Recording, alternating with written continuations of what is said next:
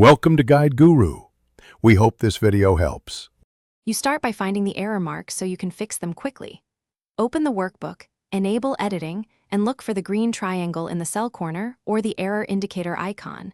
These show where Excel suspects a problem. Once done, turn on formula auditing and error checking to get contextual explanations. Make sure to select a flagged cell so Excel displays the error button. This gives the first set of suggested fixes and tells you why Excel thinks a value is wrong. Click the small error button that appears next to the flagged cell. You'll see recommended actions like convert to number, ignore error, or edit formula. Choose convert to number when text looks numeric, or edit formula when a reference or function is wrong. For more complex sheets, use trace precedence and trace dependence to map where inputs come from and how results flow. This helps you fix root causes instead of hiding symptoms, so subsequent recalculations behave correctly. After correcting the root cause, remove the mark by either choosing Ignore Error for deliberate exceptions or re-entering the corrected formula and pressing Enter.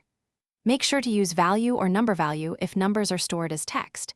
This converts them cleanly. Finally, if the mark persists, inspect for hidden spaces, non-breaking spaces, or mismatched cell formatting. Those often fool Excel. If nothing works, save, close, and reopen the workbook to force a re-evaluation before seeking deeper troubleshooting. Thanks for watching. Consider subscribing if we helped you today.